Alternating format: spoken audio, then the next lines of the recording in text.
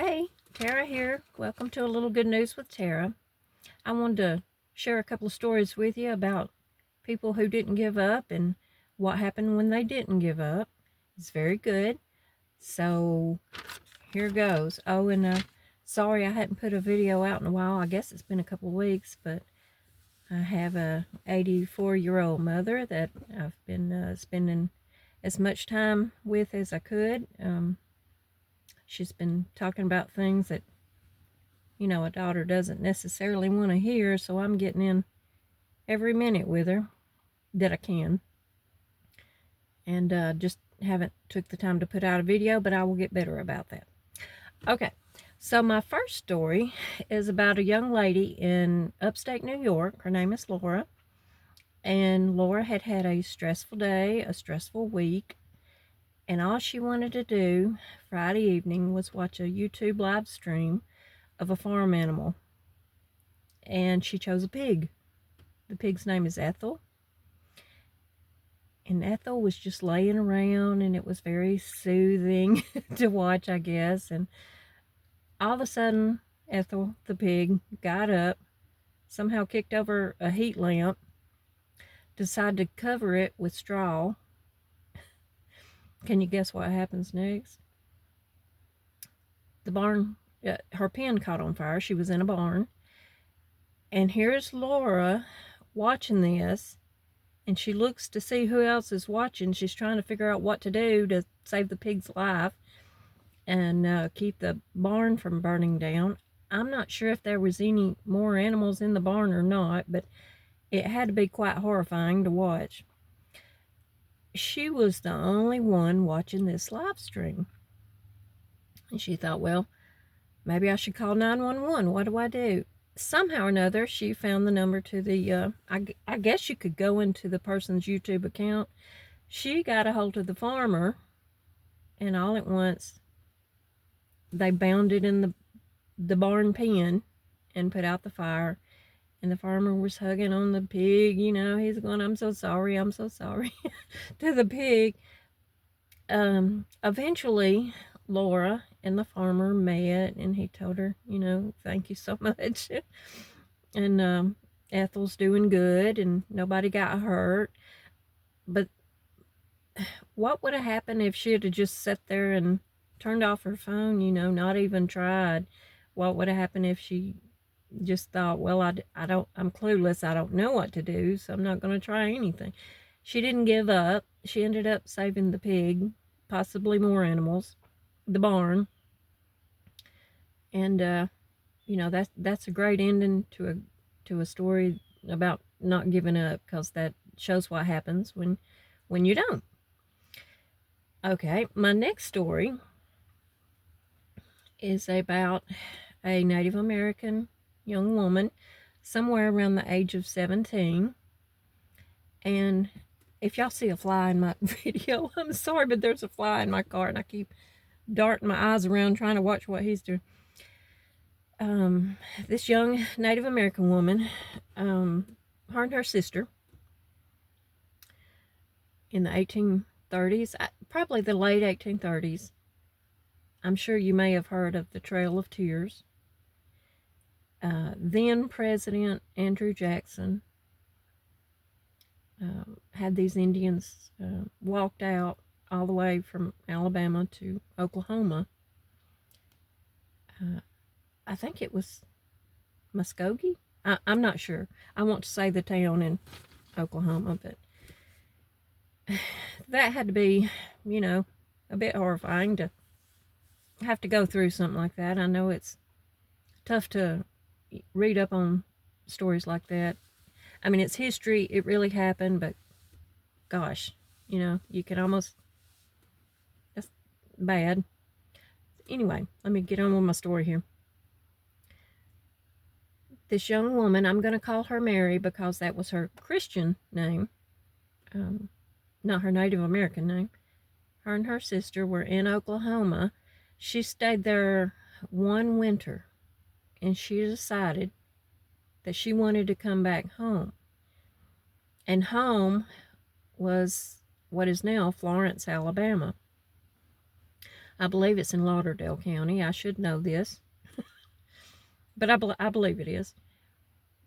It took her 5 years to come back from Oklahoma to Alabama. Now, what that young lady may have experienced or may have had to endure in 5 years, we're talking, I guess it was mid 1840s. By then, it took her 5 years.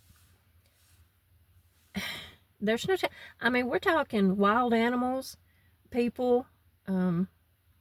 She's still a young woman, so the terrain, cold, hot. There's no telling what she had to experience to get back home. What we call the Tennessee River today, she called her Singing River. And somehow or another she made it. Well, fast forward to the 1900s. And I believe it was her great-great-great-grandson. His name was Tom Hendricks, and I say was, he's passed on. He decided he wanted to do something as a memorial for her. Well, he got in touch with people of her tribe, and off the top of my head, I forgot what tribe it is. So he did, and they said they honored their people with stone. So for 30 years, this man collected stone, rocks, and made a wall. And it's not an ordinary wall. There's a sanctuary in it. Some places this wall is 6 foot, good and over 6 foot wide. I have been to this place. It is amazing. It's, I believe he said, well, I'm going to have to look at my notes here. He said he lifted over 30 years, 8.5 million pounds of stone. Now get this. So he brought that home, collected it to make his wall, and he lifted it out of his truck and put it, I don't know, in a pile maybe, over the course of over 3 decades. And then he put it where it needed to go in his wall. And you can look up Tom's wall on YouTube, and it is fascinating to see. It's amazing. Well, so if it was 8.5 million pounds of stone, and he's lifted it 3 times, that means he's lifted over somewhere around 25 million pounds of stone. He said he wore out 3 trucks, 27 wheelbarrows, 2,700 pairs of gloves, 3 dogs, and 1 old man. Yep, I can see where that would wear out a lot. Since he's got that built, people have sent him rocks from all over the world. Not just in this country, but all over the world. He even he claims he's got a meteorite there, a piece of meteorite. It is the largest unmortared rock wall in the U.S. The largest memorial to a Native American woman, possibly any woman. It is placed in the Library of Congress, and it is open to the public for free. I invite you to look that up sometime. Tom's Wall. The good news, this channel is called A Little Good News. The good news is she made it back, and when she did, she married a white man, and people from all over came to her because she was very good with herbal medicines.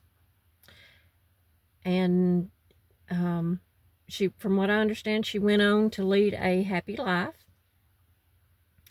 She had children, and of course, grandchildren and great-great-grandchildren who clearly would have loved to known her in person, but it seems like there's a lot of love there for this young lady. But can you imagine? You're walking thousands of miles all the way to Oklahoma from Alabama, and then you find your way back by yourself. She said her sister could, just live wherever she was planted, but she had to make it home to her singing river. And then this man made this memorial, and that's fascinating. That's not just a little good news. That's a lot of good news. I'm seriously happy she made it back. So, anyway, she didn't give up. She never gave up. I can't imagine 5 years of just trying to get home. She never gave up. She just kept right on coming. So, okay. Well, that's a little good news for today, and thank y'all very much for watching.